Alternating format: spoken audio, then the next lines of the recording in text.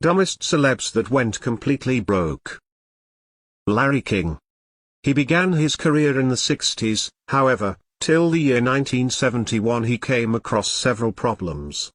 His financier partner claimed that he stole around $5,000 from him, and later he was charged with grand theft.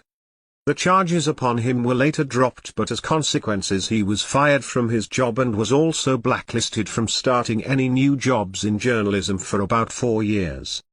In the year 1978, he was $350,000 in debt, because of which he even filed for bankruptcy. However, at the end everyone was glad that he showed up again, otherwise the world of TV and radio would have been nothing without him. Nicolas Cage. Looking at him in this list can be pretty crazy. He had money so much so that he could even burn them, yet it could cause no difference to him. He earned about $40 million every year by 2010, and it kept getting better and better. His bank account holds around $150 million just to spare of the weirdest things possible. He bought number of houses which made it difficult to keep track of all them, and were no doubt pretty impressive. He had a $25 million Newport Beach home, a haunted mansion in New Orleans, 2 European castles and a whole island which is located in the Bahamas. After this there were little items that needed to fill these houses. He purchased a pet octopus which was worth $150,000 and also a dinosaur skull which was around $270,000. His money gradually ended by the year 2009. He soon realized that he owed about $6 million unpaid property taxes. Soon he recovered fame, and that aided him to pay back all the debt. Marvin Gaye. He was a superstar before his early demise. His stardom kept appearing in his bank balance for years. He was humble and generous when it came to money. He had purchased a beautiful house for his parents, and he also wanted to make sure that his father owned a gun to always protect the family. A day before his 45th birthday, unfortunately, it was the same gun with which his father shot him, and he couldn't survive. He was at that time suffering from mental health issues, which was one of the reasons for his early demise.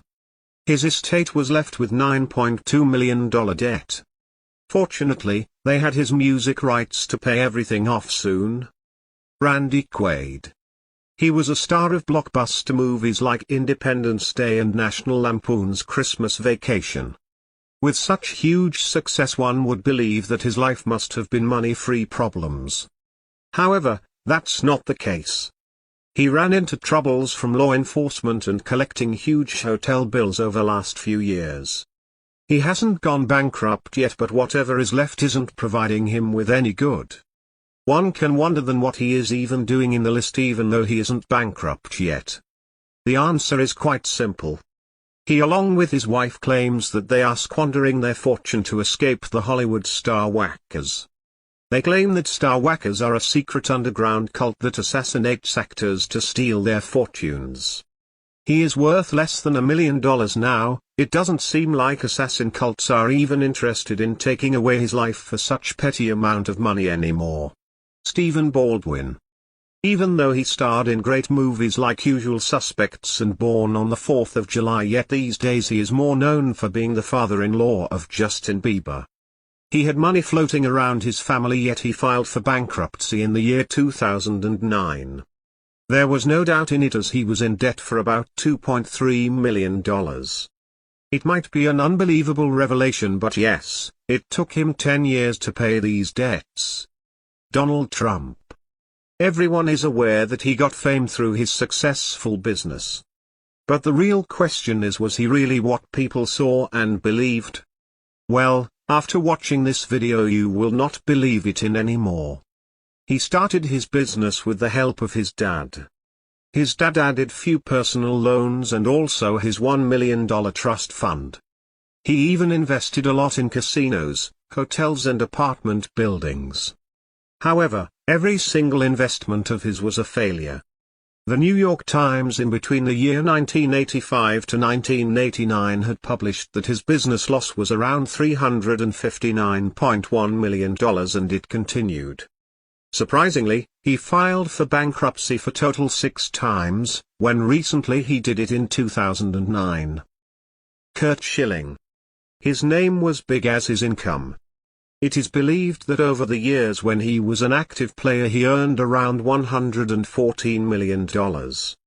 He was a famous baseball player, but after his retirement he decided to play video games.